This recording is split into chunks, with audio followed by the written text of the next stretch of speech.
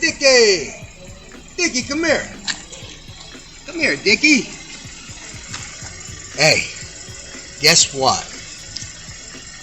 1 year ago tomorrow, I had my spinal injury, which ironically, unfortunately, is also on my birthday. Well, they told me that I would never walk again at all. The doctor wheeling me in the operating room said, "You're never going to walk again, Mr. Farlow. So get that out of your head. What I'm concerned about is your waist up, saving that." Here we go. Here we go. Ooh, yeah, all that cracking and crunching. Oh, like Rice Krispies all over. There we go. Oh, so good, sir. Oh man, that was cool. Let's see. There's one. All right. Almost took the whole temple down with that one, didn't I? Almost took it.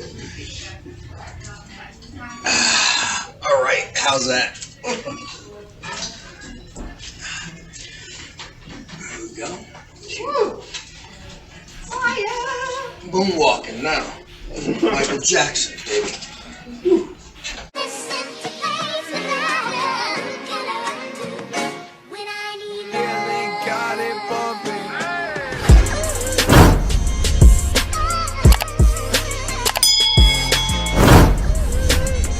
Yeah. Boom!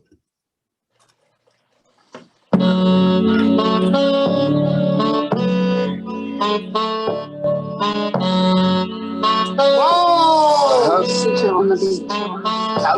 A little trip there. Hold up. Where the fuck you got medallas from? Official sponsor of Breeze Shooters. Yo, Lou, you been holding out, man. You know I've been dying to go to the E line. You fucking up. Wow.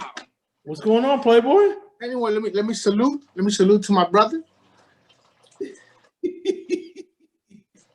Hold on 1 second, Chris. It's been a busy Monday. No, take your time. Take your time. Have all the time in the world now. Oh, now you do? Yeah, you know, sometimes, you know, you gotta work around situations. I like when you work around stuff. That's like when you call your Bourne moment, right? Your Jason Bourne moment. Of course. Yeah, listen, you have to. I look at all the angles before I walk into a room. I need to know all the exit points. Oh man, this guy's. Oh, hold on. Speaking about exit points. Give me 1 second, Chris. Let me just put this on point. One. So we know you're only working hard for the envelopes right now, Christian. That's the problem. In a 48 unit complex, I only get like 4 envelopes. So you know, my drive is not there. But I do what I gotta do, you know. Question. But the last 2 floors are boarded up. That usually indicates that nobody's residing in those units, no? No, I have people there. They just, you know, it's just a different type of it's a different type of contract. It's a different type of lease. So what's going on, man? How's everything? Everything is good. You know,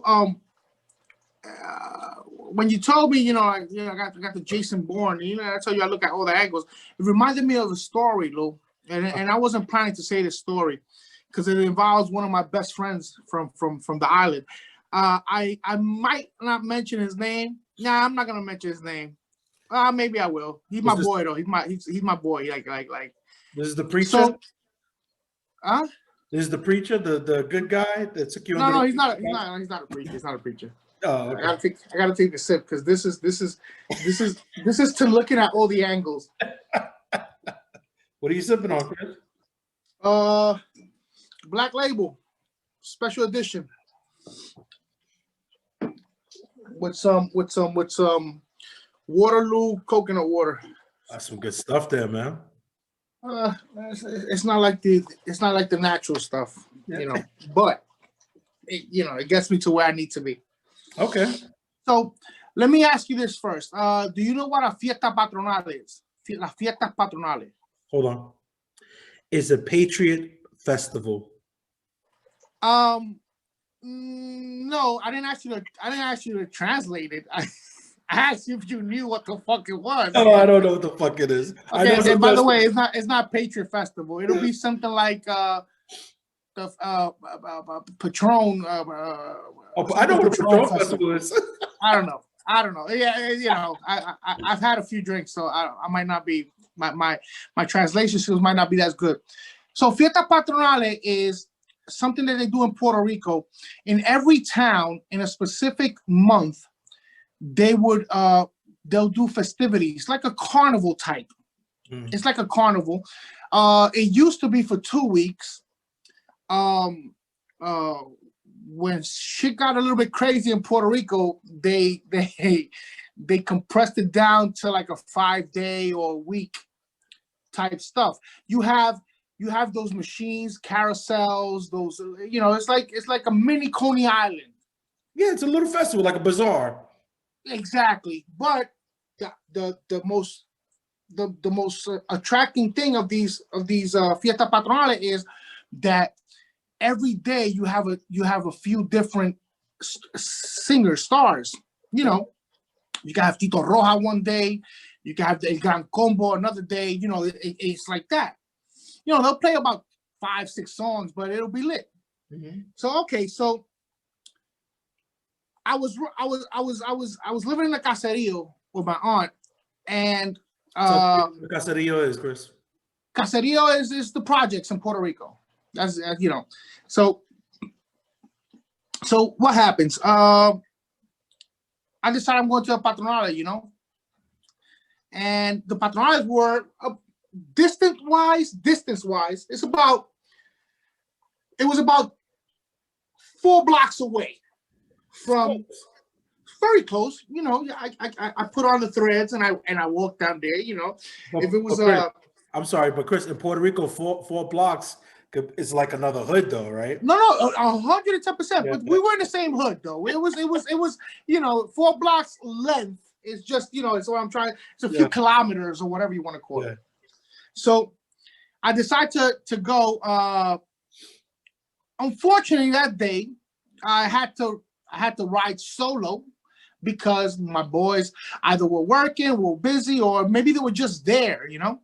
Thing is, I enjoy the festivities. I didn't have a car. I was a kid, and I'm walking back around 1:30 in the morning. Now, I'm walking back, and before I round I'm already in the caserío. I'm already in the beginning, starting the beginning of the projects where I live. Okay. I hear somebody go, psst, psst. So I look, and it was a girl, which I know, you know, there was a little bit of a whatever. Now, this girl is what we call a coño carajo. You know what a coño carajo is, Lou? Pain in the ass? No, but you're close. It has to do with ass. A coño carajo is when you see a bad, like a woman with a nice body. And you go, coño. And then when she turns around, you see her face and you go, carajo. So that's a coño carajo. Like, coño, she has a bad body, but her face needs to be put in a paper bag. So it's a joke. It's a joke, ladies. I think everybody's beautiful, you know. Chris, could I interject with you not losing your spot there? Go ahead, go right ahead. There's something so telling about this story. When she goes, psst, you go, I know who she is.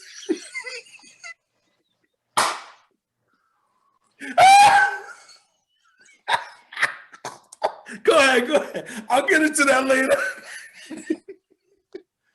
So those caseríos, the projects in Puerto Rico, they're not big buildings with 20 floors, 40 floors. There's basically there's two levels. Some of them have 1 level, the other has 2. And they have 1 staircase that divides 4 apartments, 4 units. So she was in between the staircase, and she goes, psst. So I look, I go, hey. So I walk over, because you know, Maybe she needed my help. Who knows? I don't know. I'm just telling you how the night went. You're a superhero, man. Yeah, I try to be. So, you know, I went to see her, and I'm not gonna get into details because there's no need to get into details. But we talked. It was about 1:30, 2 in the morning. We talked for a little bit. Then I head home. The next day, I'm playing ball in the caserío, and you know when you play, you don't know when you're in the middle of playing ball, things are heated, and her boyfriend, he wasn't playing ball, but he comes to the entrance of the basketball court, and he goes, "Yo, Chris." I go, "Yo, what up?" So he goes, "I need to talk to you." I'm like, all right, hold on, let me finish this game. And I already knew what he wanted to talk to me about. But I'm trying to figure out how the fuck he found out. You know, it's 2 o'clock in the morning, like you know. And I looked around before I answered the. Oh, so.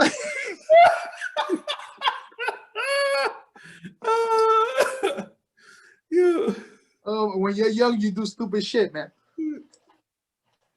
So, the thing was, you could see the desperation in his face, and he's pacing back and forth like a lion in a cage. Only thing is, I'm in the cage because I'm in the basketball court. He's outside. And he's pacing, Lou, back and forth. And, yo, Chris, I said, yo, my man, in a minute, let me finish the game. All right. Thing is, he wasn't waiting, so he left. Okay. So, finished a couple of games of basketball, and we're hanging out in front of my cousin, my cousin's apartment. Who he was on the first floor, and we were hanging out right off his balcony. Mm-hmm. And it was me, my boy. I'm not gonna mention his name. So and a couple of others, and we were just shooting the breeze. You know, we were shooting the breeze. All of a sudden, the dude comes back again. Hey, yo, Chris, now he's calling me from the corner. And I'm like, fuck, I got to talk to this nigga. So my boy tells me, Chris, what happened? You know what happened. Come on, man, I got to go talk to him. And I don't know what he wants to talk to me about, but we'll see. So my boy starts laughing. So I go to him to the corner, and he tells me, yo, I want to know what you were doing with my girl at 1:30 in the morning. And I'm like, what are you talking about, bro? He goes, no, I want to know. You know, she's my girl. I want to know what you were doing talking to at 1 o'clock. Talking to her at 1 o'clock in the morning. Mind you, I knew who his girl was. I know who he was. Yeah, you know, I knew everything. So I go, whoa. Oh, you talking about so-and-so? And he goes, yeah. I said, oh man, I thought this was serious, man. Yeah, no. Yeah, I saw her, and I said, what's up? And she said, what's up? And then I went home. So he's looking at me. I said this with a dead, no, I said it with a dead straight face. So he goes, wait, what are you saying? I said, yeah, I was coming up. I saw her. I said, what's up? She said, what's up? And that was it. No. That wasn't what happened. So I said, so if you know what happened, why are you asking me? So he looks at me, and I'm thinking he's swinging. But I wasn't trying to be an asshole. But wait, let me take that back. I was trying to be an asshole, but I wasn't trying to like hurt it. Yeah, rub it in his face. That's not, you know.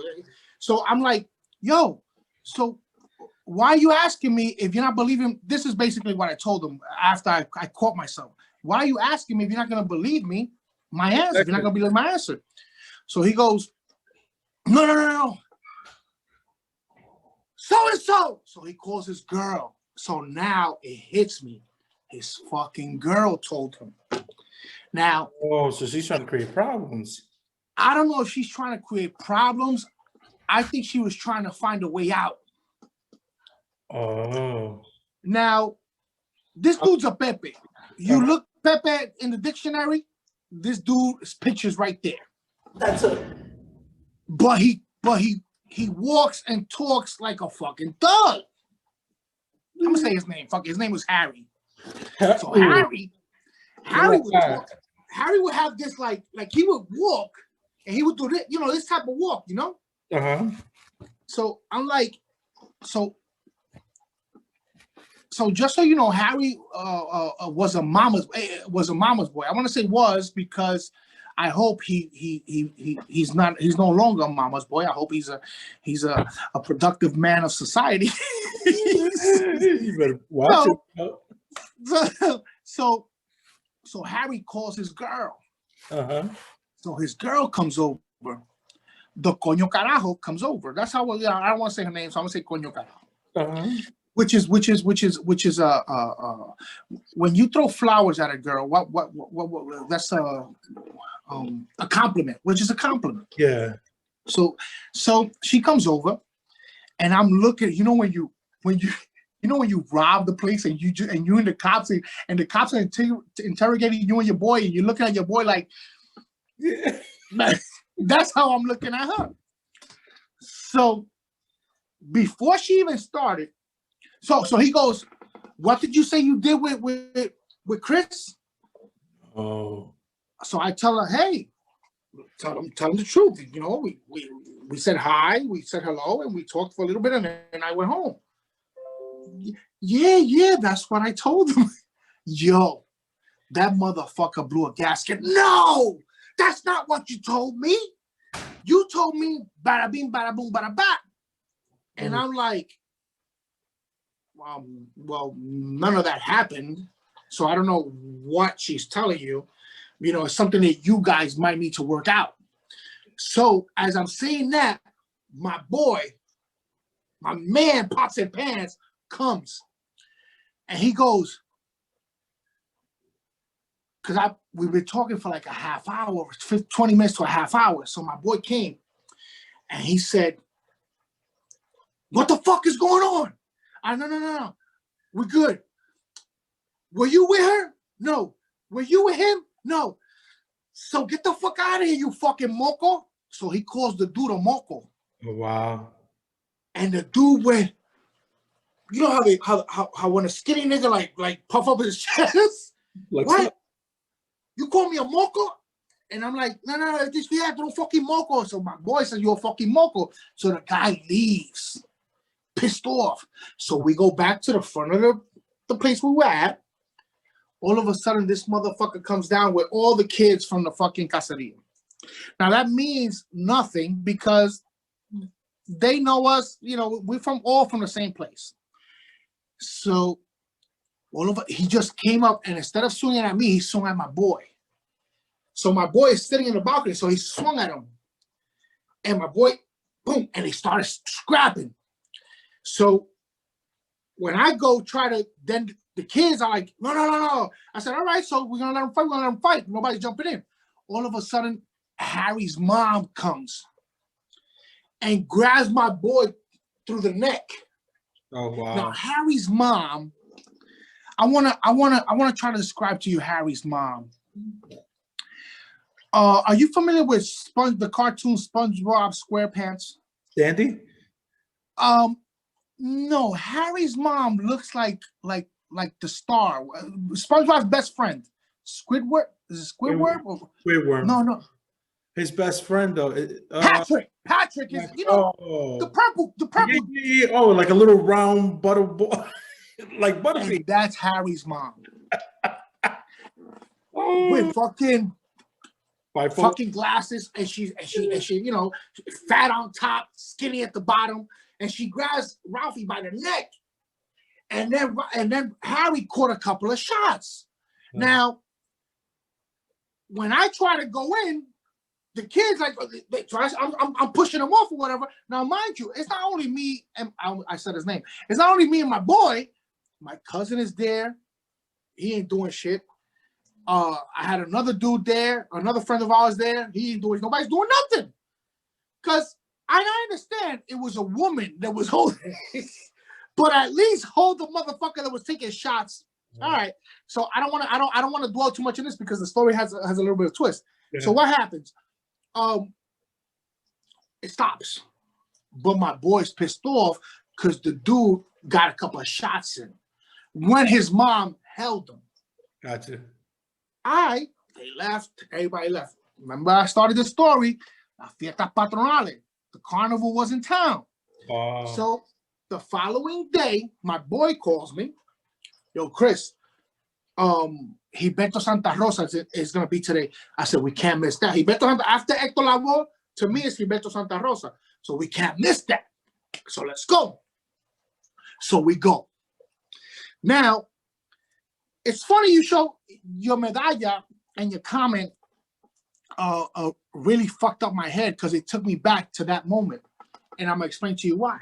So we're drinking. Yes. And so we're in the carnival, and me and Rafi are walking. We're already there, and I see him switch his beer from his right hand to his left hand, and I look about 20 feet in front of us. Who's there? Harry with one of his boys walking towards us. I forgot that my boy, that's my man, he said, whenever I see you, it's going to be on and popping. I forgot. I'm ready to watch Gilberto Santa Rosa do his thing. Lou, he wound up. So Harry thought everything was squashed. You know, so when Harry was crossing, like we're crossing paths, Harry figured everything was squashed. My boy, he was another mindset. Yo, Lou, he swung from way like back here. And caught Harry straight in the fucking face. Dropped him? He buckled and he went to one knee. And then my boy went on him. So his boy tried to jump in. So I gave him a forearm. I said, no, let him fight. No, I just want to break it up. No, he got a couple of shots in yesterday. He thought it was over. It's never over. So I hold the guy back, and my boy tore that ass up. I said, it's different when your mom is not holding nobody, right? I'm sorry, Chris. I had him in the waiting room for a while. Let's bring it in. Hey, Ralphie, way to get your revenge. Yo! You said his name 2 times.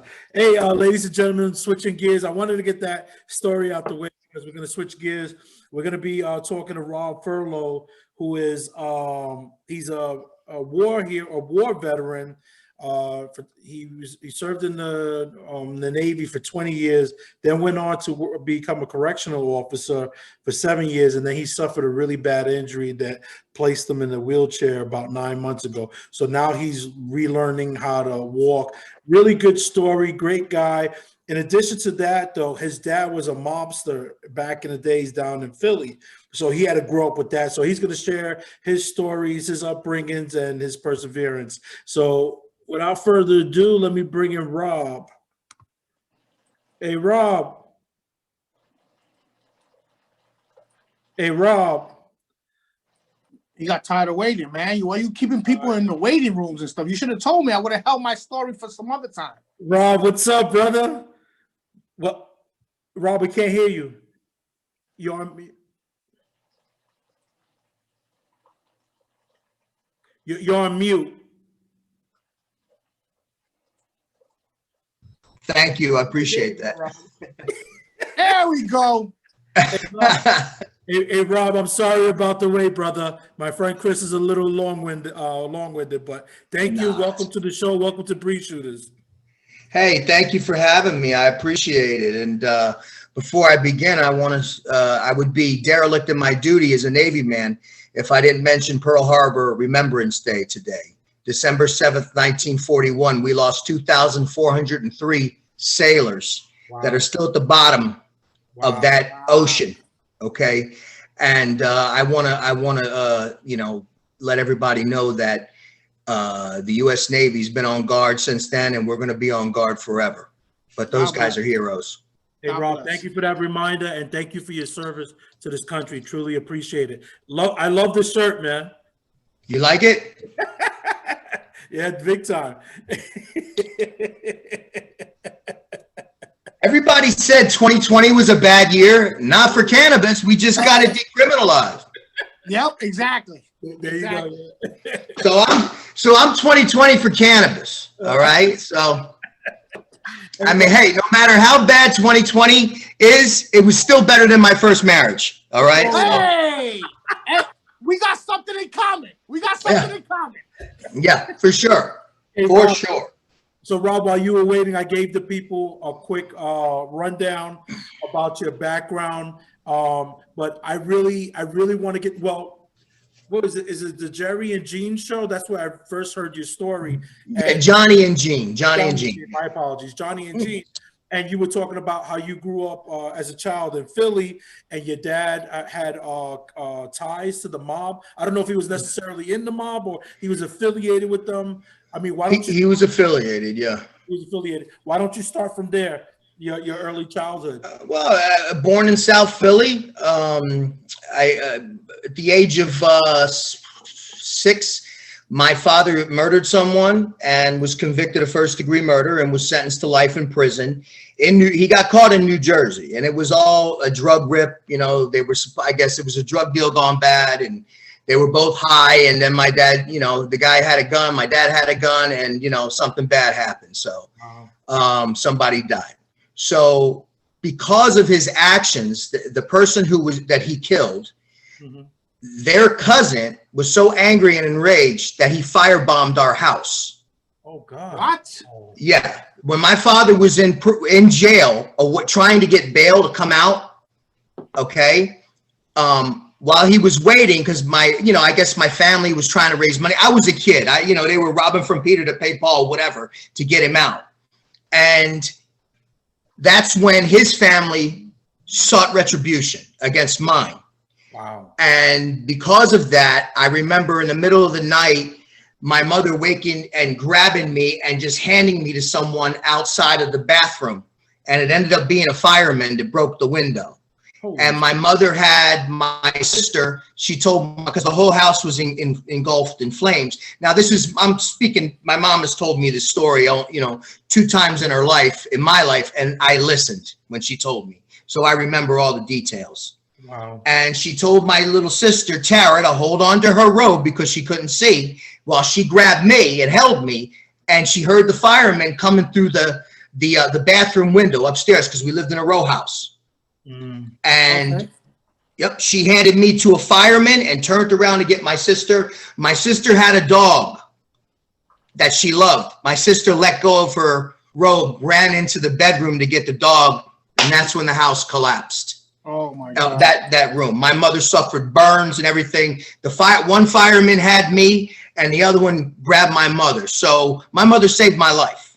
Oh wow. Damn. So did the fireman too. Wherever he is, thank you. God bless you. Wow, that's wow. That's a very traumatic picture you just painted there for any young person to go through, man. I'm glad that you came out okay. I hope your sister and your mother are okay.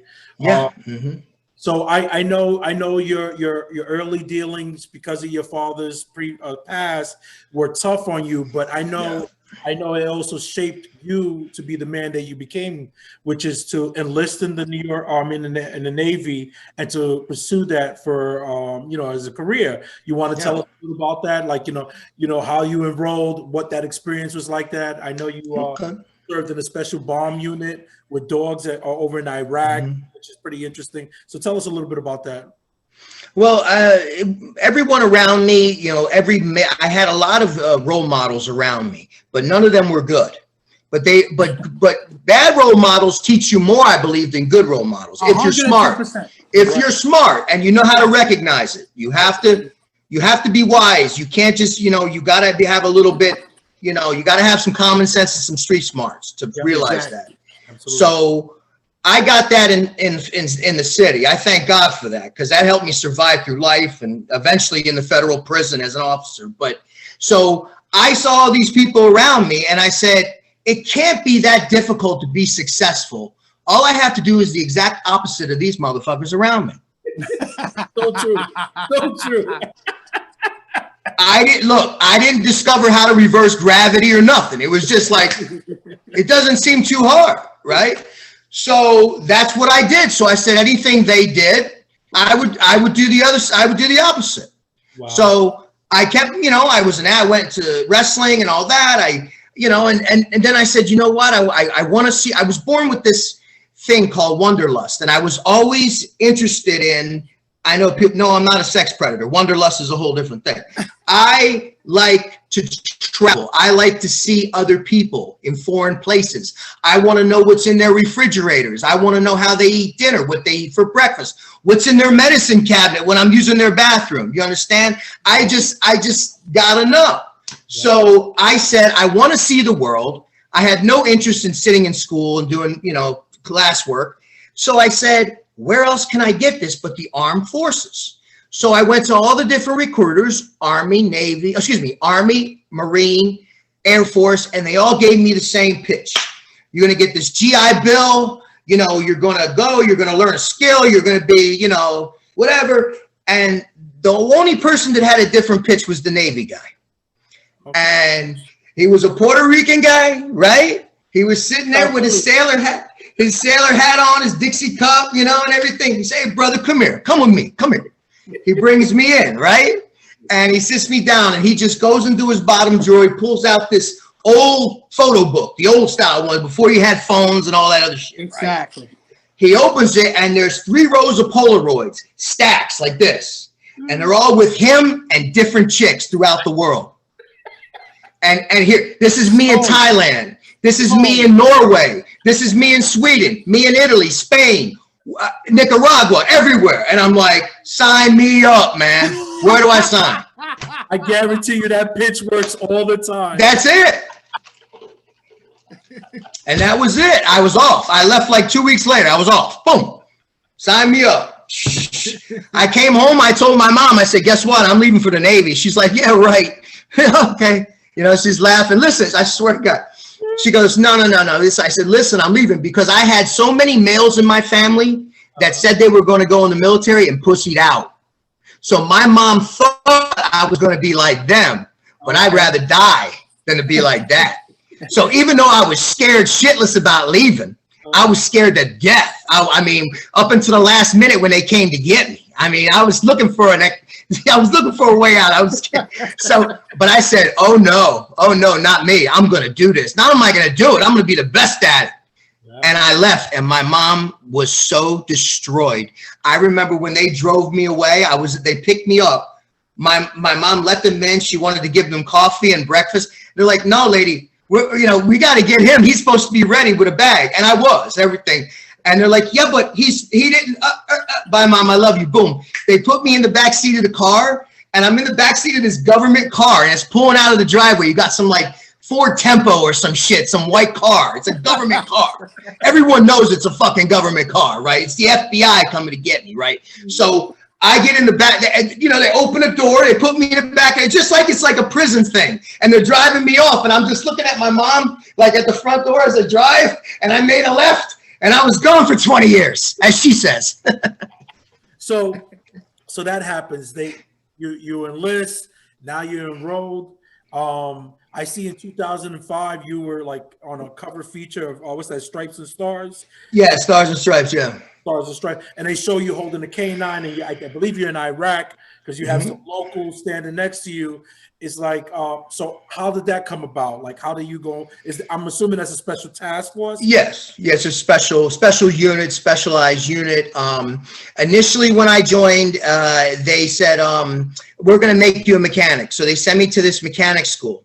And I got out to my first command station, and they were like, Farlow, you suck at mechanics. I'm like, yeah, I know. All right? I wasn't good at that shit, right? So, but what they did is they put me out in the front, where I was doing like a customer service job where people would come in, military people would order parts and what for planes and shit and where they're going. And I would always greet them and be nice. Hey, and I get to know everybody because I'm thinking, this is Philly. I want to get connects. You know what I'm saying? I might need something from this dude. I might need something from that guy. So I'm making friends with everybody. I'm networking. Well, my boss was like, this guy's the best freaking guy. This guy's got freaking personality. He could sell ice to an Eskimo. I want him down there, you know, and blah, blah, blah. And then after that, they came to me and they say, listen, we want you to re-enlist, but we think you would serve the Navy best in another career field. And I said, okay. And I go, what is it? They said military police. I'm like, cool. I'm like, damn, all right, I'll do it. So after my first 3 years, I re-enlisted. I got $10,000, which might have well been $1 million to me. Exactly. This is the early mid 90s. And I said, okay. I called my younger brother. I said, guess what, Mark? I'm re-enlisting. I got 10 G's cash, and they made me a cop. He said, I just lost all fucking respect for you, Robert. That's what my brother said. Wow. He goes, but since you got the 10 G's, I want a pair of Jordans. That's what he told me. That sounds like a good brother. And I got him the pair of Jordans. Oh man, you came through nice. All right, so now you're on this special task force. Mm-hmm. Do you know what the hell you got to do with this K9, this special K9? Oh yeah, oh sure. I went to school. For 6. First I went to the Navy Police Academy, and I excelled at it. I went in there, and I ended up graduating #1 in my class, and the honor graduate. And it was the first time I'd ever been #1 at anything, and I couldn't understand why it was so difficult for people, because I went in there and it was like they would have these scenarios where they would actually hire actors to come and play bad guys. Well, I knew how to talk to people, so I knew exactly what they were up to because I grew around criminals. I'm like, oh, the drugs are in the drawer. Oh, he's got something up his ass. Oh, this guy's got it on the ground. He just threw it. And I just, because I grew up around these guys. My cousins were drug traffickers and shit. They used to hide money in the house and shit. Oh, he's got it in the toy. See, you unscrew it in the back. So they were like, this guy's great, you know? So they gave me all these, yeah. So from there, I got #1 in my class, and being #1, I was guaranteed to get, the commanding officer said to me, I'm giving you a specialty school. Do you want to guard admirals, be their bodyguards? Do you want to be an investigator? Do you want to work in the prison system on the ships? Because we have prisons and ships. Do you want to, how about K9? I'm like, K9? Whoa. She goes, yeah, go watch. I'm going to have the driver take you to the K9 school across the street. And if you like it, you shadow. If you like it, tell me, and you got it. They took me over there that day, and I remember this guy walks out, squared away uniform with a German Shepherd, 85-pound Shepherd. There was another guy with the Gumby suit on, right? Yeah. And I saw that man. He sent the dog. The kid said, get him. That dog took that guy down, and I'm watching from the bench. I'm watching on the sidelines in the bleachers. And when I saw that dog take him down, and I looked at it, I said, that's me. That's my life. That's awesome. What I'm supposed to do. That's awesome. And that's what I was talking about with those canines. Is it true that those cops take the dogs home with them and pretty much it's part of their family? Like they're always with the dog. Is that true? Or yes, but in the military, in the private sector, yes. The military, what we have is we have them in military kennels. They have to be on military bases, but the handlers live on those bases, which are 2 minutes away. So we're coming in constantly, and they bring their families up to the kennels. And yes, handlers do bring their dogs at home, but they don't stay. Maybe just to say hello to the family and leave. Exactly. So just that's to be familiarized.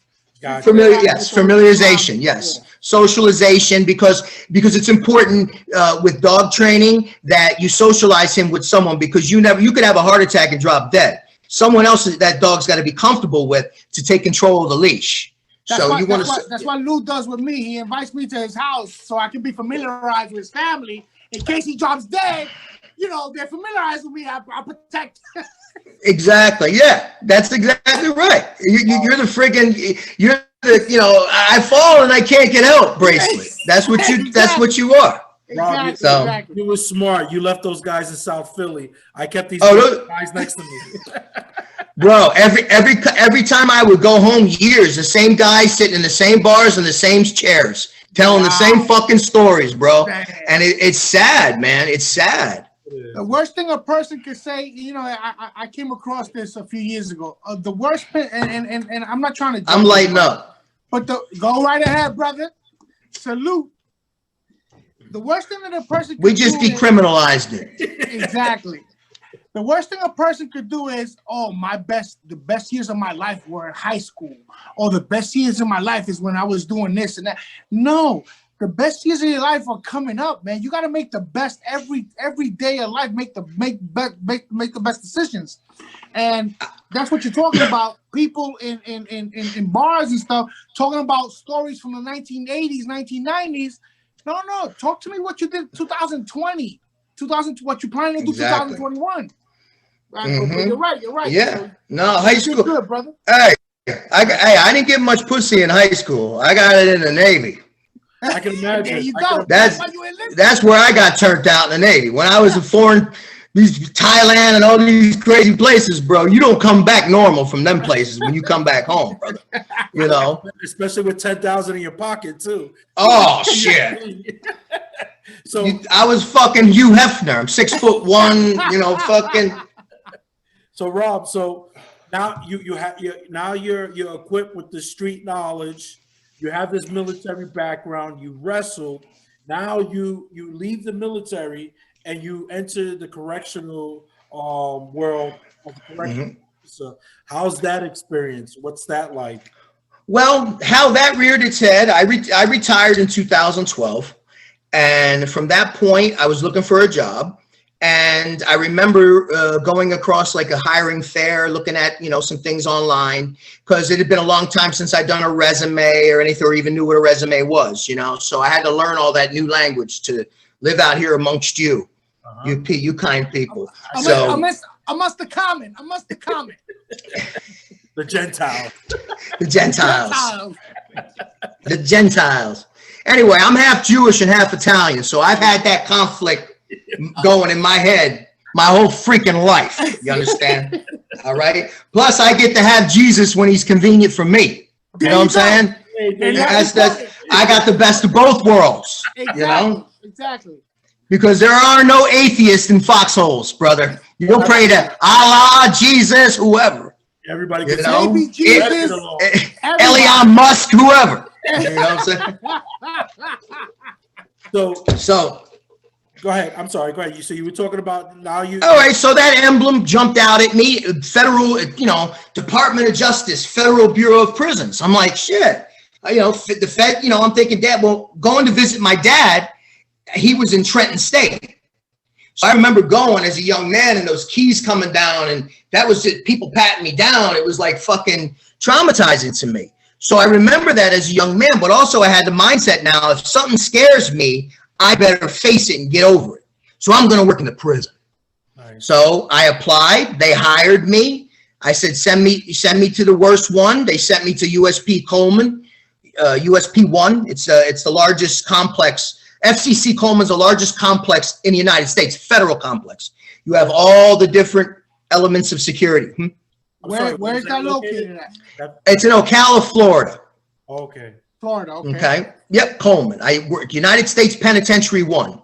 Okay. And that's where I started. And I went to the academy. Of course, that was all old hat to me, So going through the academy was easy a breeze. And then I got there and started walking the tiers of those penitentiaries, just like walking the street corners in South Philly. The winos there, the drug addicts there, the fucking guy, here, the other guys, getting ready to beat somebody up. This guy's got a beef with him. Shit's flying. It was like going back to the neighborhood for me. It was like, okay. So I'm walking around and I'm like I did my job. I always went to work and I told myself this is someone's son, someone's father, someone's brother, just like my father, just like my cousin who did 12 years in the feds for trafficking. All these other people, and I treated them. It made me a better corrections officer or CO or prison guard, whatever. But it made me better at my job, just like it made me better as a military policeman, because I could talk to people. And I've been around all different people my entire life, all different walks of life. I've lived in Asia. I've lived in Europe. I lived in the Middle East, the West Coast. That's kind of like another world too. Over in Washington State, that's another fucking planet, right? So I know how to live. I'm at home anywhere. Anywhere, the world is my home. Okay? That's a beautiful thing right there. Yeah. Trust me, I definitely understand what you're talking about. My brother and sister are both correctional officers, and it's not an easy job. You definitely have to have people skills. You Yes. Back on your feet, and you got to realize that the inmates really run the Oh yeah. You just got to learn how to manage that. You manage. Exactly. You have them kind of police each other, and that makes life a lot easier. If you have to be a diplomat, because you have to stop beefs, because people could die. You have to make sure that see, a lot of people, racism, listen, the inmates segregate themselves. If God forbid the administration said, no, you're going to sell with the people we want you to, it would be a bloodbath. They would lose control of those prisons. I mean, seriously, in the Fed prison, it's all racial politics. You know, even if you're not affiliated as a white guy or a black guy, you better get affiliated. Because if you think you're going to be a standalone, you got another thing coming. Exactly. Otherwise, you're going to go live in the hole and do your time in a box, and that's not good.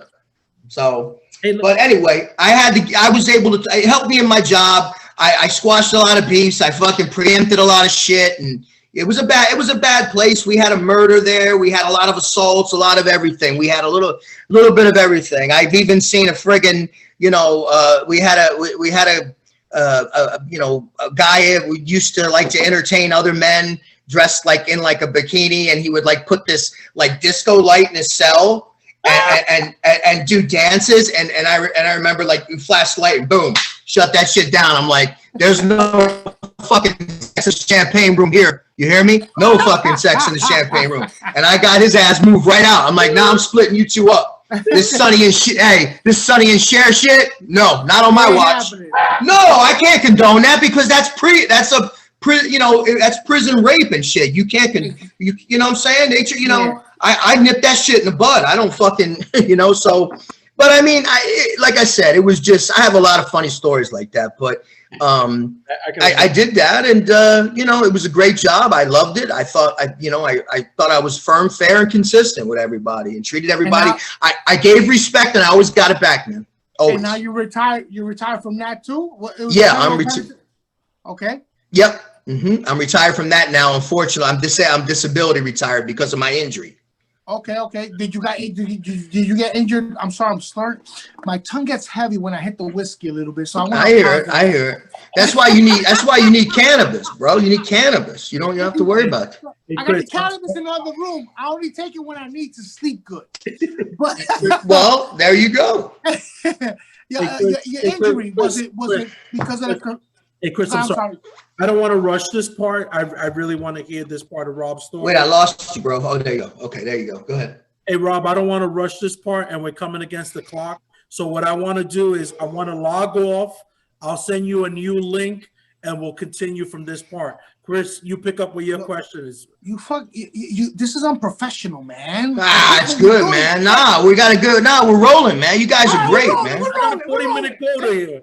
All right, go ahead. Give me 2 minutes. I'll send you the new link. All right. Well, I got time to get more ice. I like my shit with ice.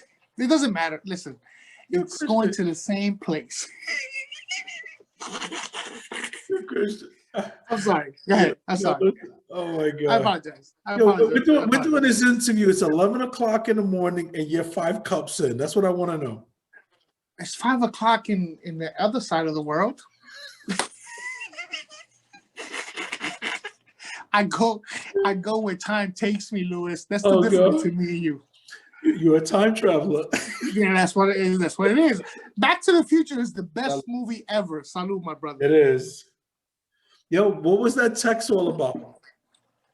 What text? I'm sorry. Hey, you're a good father. Oh no, never mind. Rob's here. Put a pin on that. Why you want to put it? Why you want to? That's personal stuff, Louis. Don't put personal stuff on the. I like to catch you when you're drunk. What you mean? What's it about? It's just me expressing. It's nothing about nothing, man. Hey, Rob, welcome back.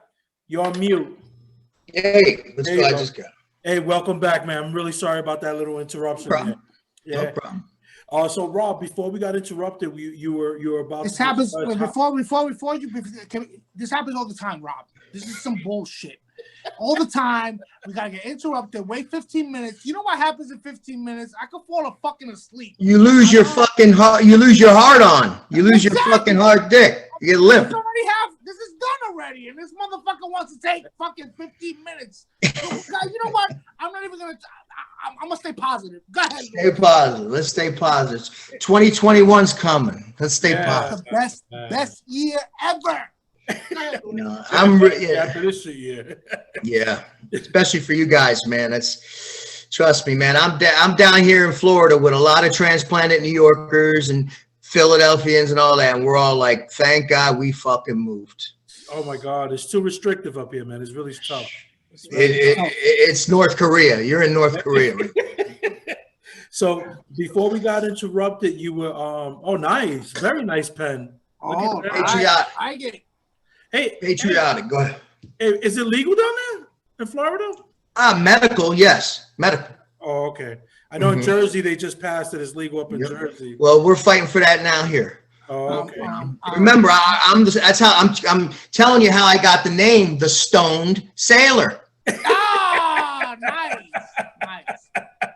Right? So, Rob, before we got interrupted, you were about to tell us the injury that impacted your life and how it came about. Well, so, this is why I don't like when I get cut off, because I'm part of this show too. I need you to understand. I'm sorry, you're an integral part. I'm the most important part, Rob. You're an integral part of this show. What I asked him was if he got injured on the job. That's what I asked. Oh, I thought you asked me if I'd gotten a blowjob. I'm sorry, I misheard. I know you got that in your travels. That's fine. Some questions, they don't need answers. Okay. Something in my ears. Go ahead, Lewis. I'm sorry. All jokes aside, go ahead, man. Because we're about to enter some stuff right now. No, go ahead, Rob. The floor is yours. How you're dealing with it and how's your current health? Well, let me back just a little bit. And I know if you don't mind talking about it, No. I'm here to trust me. It benefits me to get this off my chest. I didn't even realize how good this would feel by doing the podcast, the last two and now yours. It's the best therapy I've ever had in my life. God bless you, man. God bless you. I never felt this way coming out of a psychiatrist's office, and trust me, I've been to a lot of them. Okay, so. But from the war, I developed PTSD. I also became an alcoholic. Okay, I was functional for many years. So I rolled into this federal job. My brother was a heroin addict. He became a heroin addict, and he was in and out of jail. Finally, he got clean. He was doing the program. And he was sober, and he met this woman. He had a relationship that went good for a year. They moved in another year, and then kaput. All right. So now he goes for a nosedive, and we kind of expected it, because it's that's how you deal with people with those diseases. So with that being said, he was getting depressed all the time and this and that. So I said to my mother, he quit his job. I said, I'll let him come live with me. I bought a nice house, and I was doing well financially. I had a motorcycle. I had a brand new, 3-bedroom, 2-bath house. Nice. I had I had everything. I had a brand new Nissan truck, the Titan, the XD diesel, and all that. I friggin', I was making good money at the prison. I was working overtime a lot, and so. But my brother came up to live with me. I moved him in. Immediately, I paid his car note and I health insurance, right? Because I wanted to get him into rehab. Rob, give us a second, because I think there's some type. Yeah, go ahead. There's some type of interference. Okay, you're good now. You're good now. Before your signal was getting crossed. Go right ahead, Rob. We're sorry. So long story short, he lives with me. He has a relapse, and he ended up taking his own life in my house. I was the one that found him, and and then from that point, my marriage was done. It was over from that point. Entered into a really bad, bitter, expensive divorce. You know, the whole nine that these, you know, scumbag lawyers, you know, they should. I don't believe how they live with themselves, the shit they do. But anyway, they prey on it. They prey on it. They should, their fees should be capped. They shouldn't be allowed to make a certain amount of money. I'm saying, I'm a capitalist guy, but I'm saying those motherfuckers should be capped. Their profits should be capped, man. So anyway, that's another show for you guys to do. Not but, cap killed. No. In the money. No. I'm not gonna. But when Stalin and Castro took over, they killed the lawyers first. You know that, right? Of course. There's a reason for that. Okay. They were doing. There's a reason for that. Okay. But we're not condoning that. But so anyway, my brother commits suicide. I'm into this divorce. We had this bad outbreak in the prison of staph infection. Oh, right now they're COVID, you know, infested. All the people I used to work with have had COVID, and nobody died, thank God. You know, they got over it. And you know, next thing I know, I meet this woman, and this Colombian woman, this beautiful Colombian woman, and I fall in love with her. Nice. And so I tell her, I'm like, listen, you know, I got an apartment because my house was, you know, sold. That's all gone. You know, that shit's taken, you know. Mm-hmm. So someone else is in my hot tub. Anyway, so he was a nice person too. He was a pretty cool guy. When I met him, I'm the one that's anyway. This is great that we can laugh about it, right? Oh yeah, I laugh now. It's just therapeutic. This is fucking awesome. It's just fucking money, man. Really, it's just money. God bless you, brother. It is, man. It is. It's just money. So anyway, all this is going on. I meet this woman. I fall in love. Okay, I tell her, you know, I met her through my mom. My mom lives in Fort Lauderdale, so we linked up. You know, she knew a Colombian family. They had a daughter that got out of a relationship. She had a son that got out of a relationship. Okay, like my Jewish families, let's make a mitzvah. You know what I mean? So, you know, and it worked. So now I'm living up in Orlando. I'm telling her, we're gonna come down, get all your shit, let's go, and come back. You know. So I get her up here, and I'm you know, I develop an eye infection, really severe, right? Really severe, like where my eye in the morning, you know how you have sleep in your eyes? Mine was bleeding. They were bleeding. Wow. Bad. So I go to the hospital, and I'm like, you know, they say, oh, you have pink eye. They give me medicine. I go home, I take the medicine, it gets worse. 2 days later, now I can't see. They're puffed up like fucking Tyson hit me in both of them, right? So fucking, I go back, then they test it, and they go, that's staph infection. That's not pink eye. So now they got to treat me with other drugs. So they changed my medicine. I take this medicine for about a week or whatever it is, 10 days, and it goes away. So, you know, no problem. Her and I are getting along, you know, her and I are doing great. We're living together. And I started getting some back pains. You know, I'm thinking, all right, I'm getting old because I'm 46 now, but I was, you know, 44 then, 45. Mm-hmm. So I said, okay. So I go to the emergency room. I'm like, my back's killing me. You know, I don't understand, you know, and they x-rayed me, told me, this and that, take these pills, pain reliever, you know, muscle relaxers and all this shit. So I was like, all right, I'll take one or two and fucking down a bottle of Tito's because that's how bad I was. Okay. Wow. Yeah, I was fucking bad. Like a day. Look, Tito's, I should have bought stock. If I'd have bought stock in Tito's, I would have made myself rich and poor at the same fucking time. All right. So now, you know, I'm dealing with all this, but you know, so anyway, I wake up one morning and I can't move from the bottom of my waist. There's no feeling, no movement, and I urinated myself. Wow. So my girl calls 911. They come get me. And this is how fucking crazy and stupid I am. I'm thinking, because the paramedic's like, you don't feel me sticking you with this pin? No, sir. You don't feel, no. You can't move your toe a little bit? No. I'm thinking, they'll probably give me a shot in my ass and I'll walk out of here in 2 hours or something. Wait a minute, Rob, you just woke up like this? Paralyzed from the waist down. Paralyzed.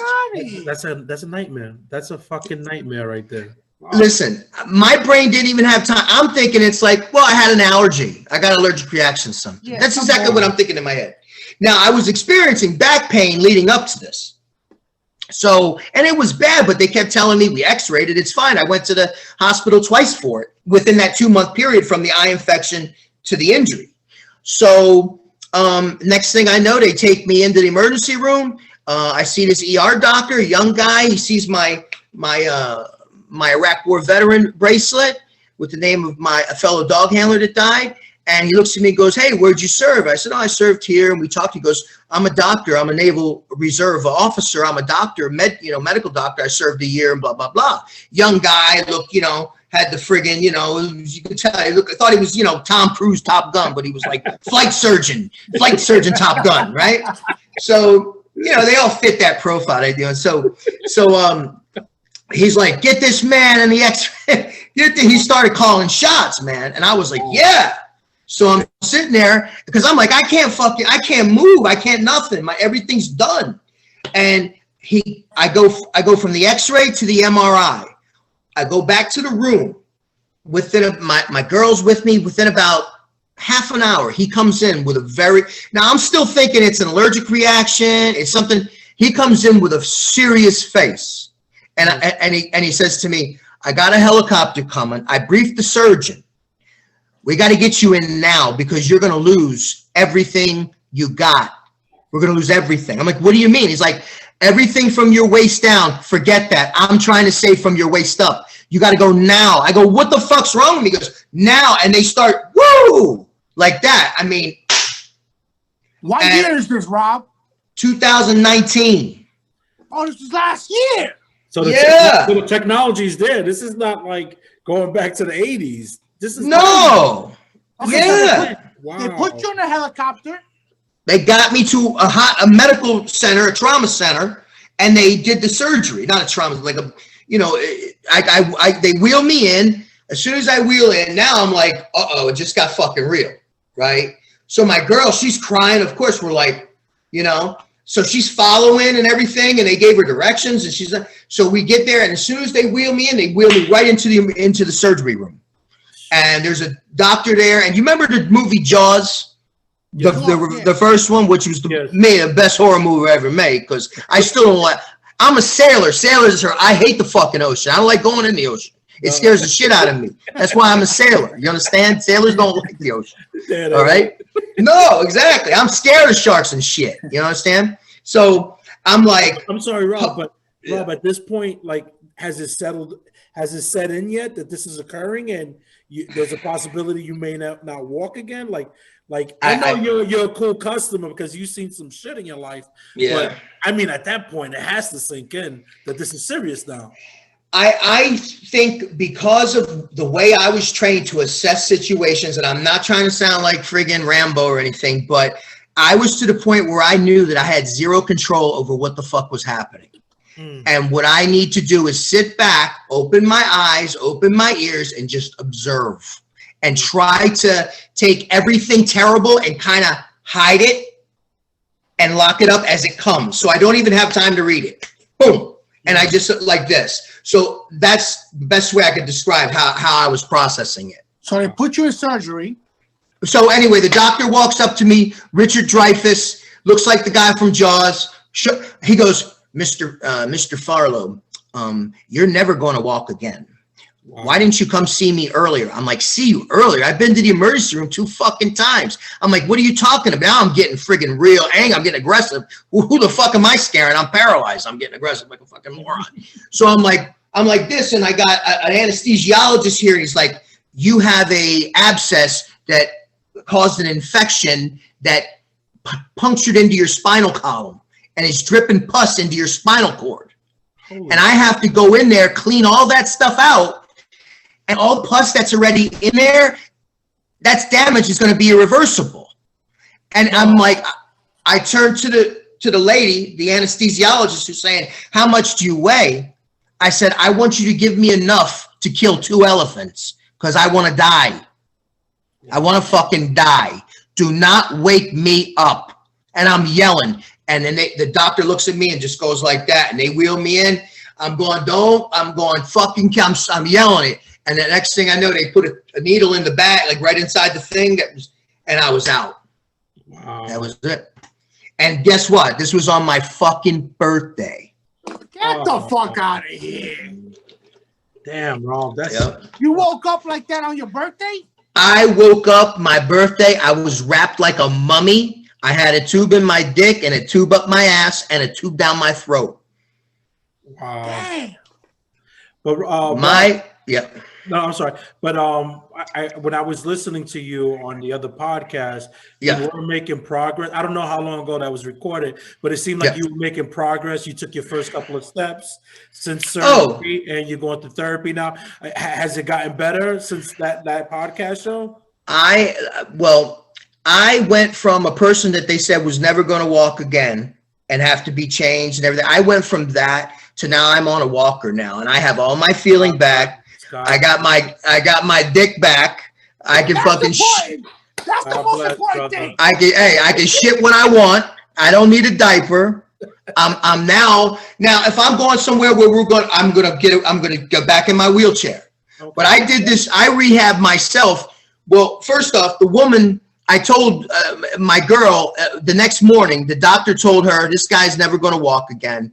And I told her, listen, get all the stuff. I'll pay for the mover. Go back home. You got to leave me. You didn't sign up for this. Okay. Wow. You got to go. You know, we've been together like 7 months. She didn't sign up for this. It's not fair. You're a stand-up dude, Rob. Yeah. I gave her an out. I'm like, listen, go. This is not going to be good. I'm going to, thank God I had insurance. I had my military. My bill was over $1 million, but I didn't pay for anything. But if I was just, God forbid, somebody else, you're fucked in this country. If you got no money and something happens to you, you're screwed. You're screwed. You haven't. Yeah. So I thank God for that. And once again, thank you, Navy. You know, so great, man. You know, so I was, everything. But I told her to leave. I'm like, leave, go. And she's like, I ain't fucking going anywhere, in a Spanish kind of accent, and I was like, and she was like, no, you're going to walk again. And I was like, come on. And I'm like, so from that point in time, she sat there and learned how to change me, feed me, everything. Now, everything from my waist down is gone. All right. Everything. No feeling, nothing. You feel like you're just swollen jello. Wow. That's it. That's the feeling. You're just swollen jello. And this is a 5'2", 125-pound angel here that was trying to learn how to move me and shit and bathe me and I'm like, my mother couldn't believe it. My mother's like, so, and from that point we went home, and I just, we went home together. I was in the hospital 90 days, and they told me I was never going to walk. And I started looking at YouTube videos and trying to rehab my own self, how to get from the bed to the wheelchair to the toilet. And all of a sudden, one morning, I woke up and my toe was moving on my left foot, the big one. And then like 2 days later, my butt cheek on my right side started moving. Then I started feeling it because I was slapping it going, can I feel this? I was telling my girlfriend, hey, slap me in the ass. Can I feel, I'm feeling this shit. Because you're like, and this is after 4, 5, 6, 7.5 months of nothing. That's awesome, man. So it was early 2019? Yeah, November 27th, 2019 was it was late 2019. Yes. So we're working on a year now. We're over a year, yeah. Over a year. Okay, I have my year anniversary. Yeah. Oh man. And so now you have feeling in your toes. Dude, it was like this. I was like a puzzle, bro. Jigsaw. Like every other day, something new was coming back that I would get up excited like it was Christmas. When's my dick gonna come back? Like I was saying like, but here's the thing. I know I like to say it like this because men can, we can talk like this, but in reality, everybody I tell my story, God, what do you think their first question? Did your dick work? You know what I mean? Guys want to know that. They don't care if you've been traumatized, tortured in a fucking prison camp. They just care if your fucking penis works. That's it. Pipe. That's what they want to know. That's it. So I just tell them straight out anyway. So now, it didn't for 7. Next thing I know, everything starts coming back, and it's like Christmas. But here's what I caught on to. when this whole thing happened, they asked, these religious people came to me, and I'm not making this into a religious thing. I'm just saying, they asked me, do you pray? Do you do this and that? And I was like, no, I don't really do that stuff. I was raised Catholic, you know, but you know, I kind of, you know, so they were telling me this and that. And I was like, okay, because I know people from all different walks of life. So, and I'm tolerant to everybody and respectful. So, but I remember, and I said to myself, why would I offend God by asking him to show mercy on me after I never talked to him before in my life? That's more of a disrespect to me. That's my you understand? It's true. That's more of this, huh? That's my motherfucking mindset, man. Sometimes, you know. Exactly. But go ahead. I don't want to. I'm just gonna go crying. Oh, please make me walk again after I never asked you for nothing. That's disrespect. More disrespectful to me. Yeah. He should fucking shoot a lightning bolt on me. It's like you're a hypocrite. It's like you're the worst. You're a little piece of shit, you know? So anyway, so I said, you know what? This thing started coming down. I keep hearing I can't go to therapy because this thing called COVID's coming. And at the time it was new. We didn't know, oh, it's coming from Mexico. It's coming from here, you know, everything, you know, I mean, it was coming, El Nino, all this other shit, you know, they used to say, right? So I said to myself, here's what I'm going to do. I'm just going to pray that he takes care of everybody with this COVID, and I'll take care of myself. I don't want nothing. I ain't got nothing coming. And I know it, but I want you to take care of them. I'll deal with this.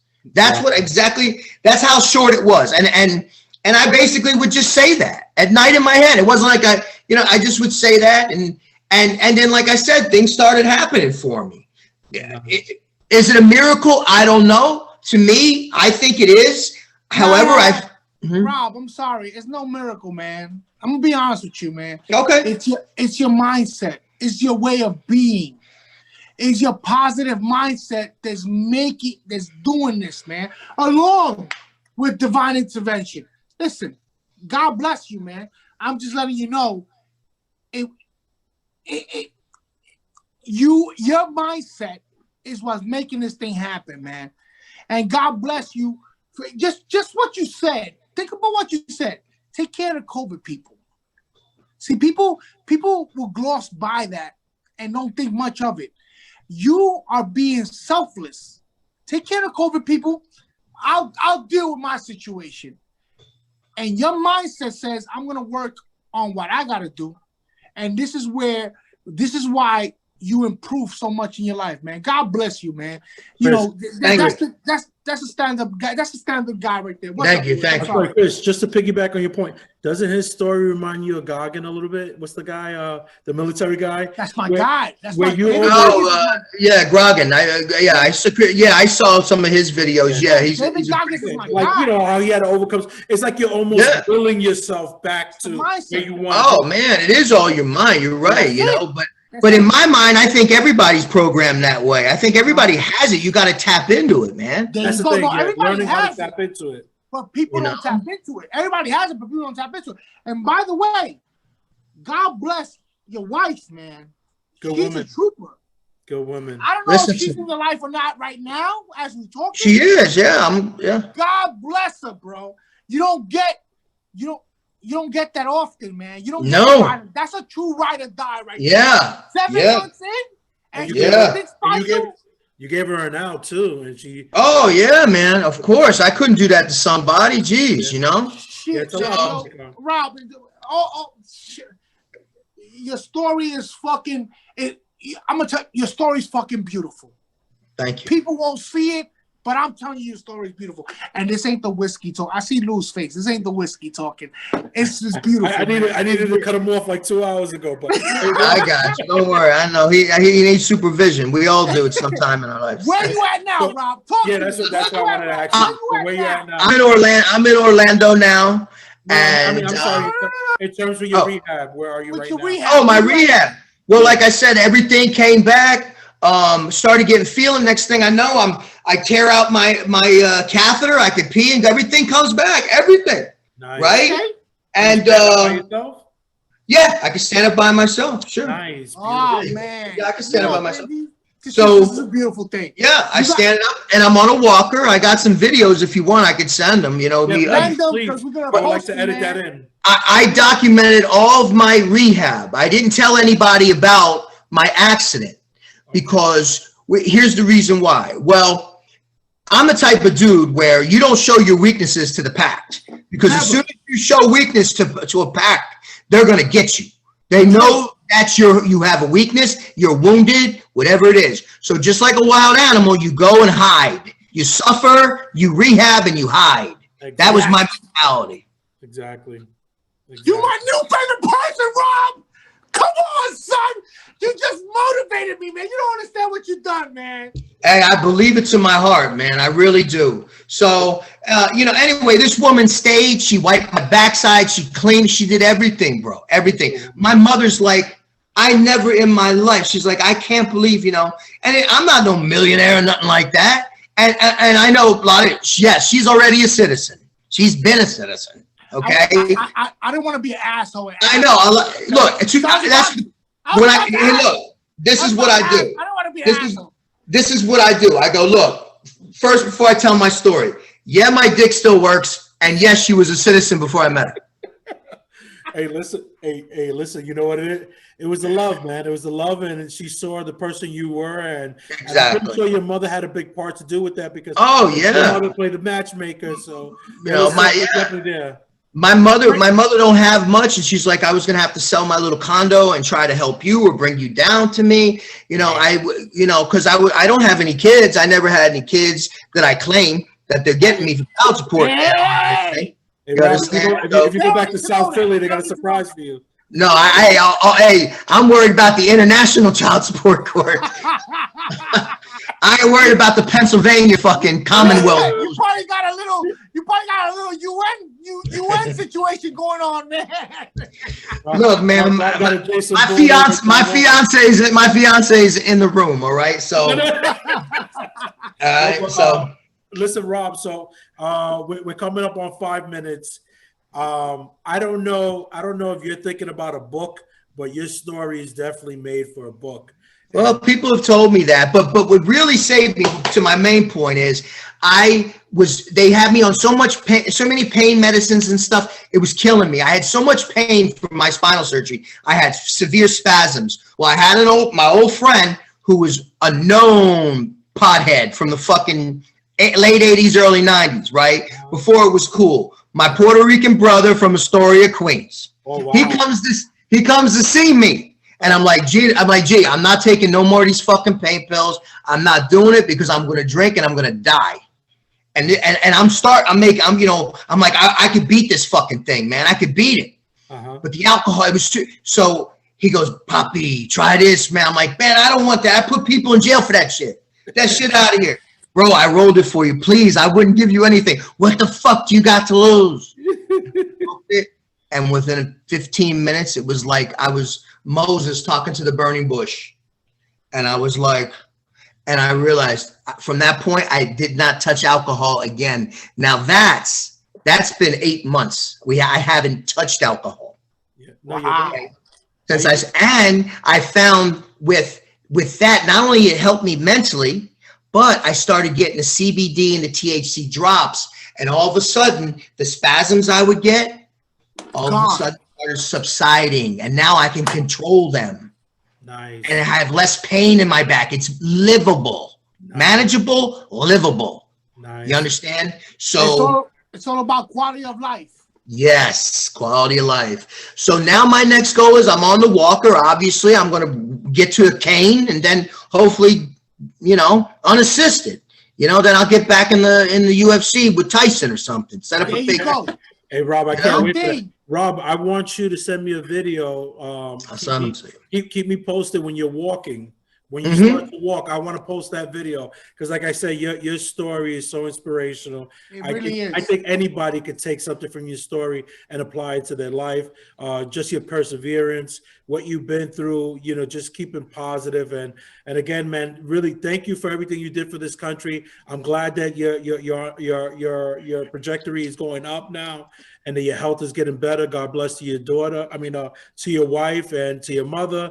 And I wish you the best. And again, I humbly thank you for coming on the show. You were a pleasant surprise. I didn't think it was going to be this good, but you really gave us a good interview, and I appreciate it.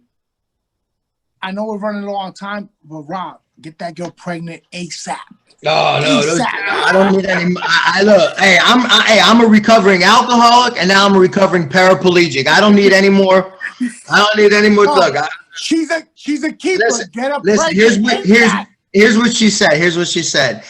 I said, let's get married now. She goes, no, we're going to get married November 27th, your birthday. I'm like, my brother died. She goes, yeah, I'm giving you back I'm giving you back your day. That's nice. I'm telling you, she's a fucking keeper. You better get her pregnant, Rob. And you better text us, email us or something, yo, guys. She's pregnant. I got you. Rob, 18 years from now, I want to hear about a Colombian-born running through the U.S. saving lives. Smoking some pot. I don't want the INS grabbing him and shit and throwing him one of them fucking cages and shit. Then I got to come out of retirement. You know what I'm saying? So, Rob, piggyback, because I know we're short on time. Piggyback on what Lou said. Thank you so much. Your story is inspirational. God bless you, brother. God bless your mom, and you got a special woman next to you, man. And feel free to shoot us an email, tag us on social media. You're a special kind of human being, and I love meeting people like you. God bless you, brother. Hey, thank you guys. I appreciate it, man. Thank you for coming on, bro. Right. Talk to you, Rob. No problem. Hey, Rob, before I let you go real quick, you wrestled a little bit UFC, or it was just like collegiate? I was collegiate. Yeah, I wrestled in the high school. I wrestled in the Navy, and I was a brown belt with 4 stripes in jiu-jitsu before I got injured. So my goal is now in January, I'm coming back to jiu-jitsu, and I'm going to get my black belt. So I'm going to. Yep. Rob, you're a modern day badass. That's my new goal. Book, badass. How about what about the Stone Sailor? I'm just the Stone Sailor. I like that. The badass Stone Sailor. There you go. Yeah, follow me on Instagram, Stone Sailor or Rob.Farlow. That's what I'm on Instagram, Facebook, Rob Farlow. I'm about to follow you. I'm Big Chris. I'm about to follow you right now. Follow me. Yeah, follow me on Facebook and Instagram. I got all my training videos, but I'll send you the other stuff too if you want. God bless you, man. Always love, Rob. I appreciate it, guys. Definitely. I really enjoyed this. Thank you so much. Be good, God bless you. All right, guys. Bye-bye. Anniversary of being told I would never walk again. Okay, folks? This is the power of prayer. This is the power of believing in yourself. This is the power of overcoming yourself, beating yourself and all the negativity. This is the product of cannabis, legal cannabis, CBD, that saved my life from the pain of my spinal injury and the mental torture of my PTSD. All right, here we go, folks. I need you. Ready? All right, Dickie. All right, Dickie. All right. Oh, here I go. All right. Ooh, okay. All right. Slow it down. All right. Come here.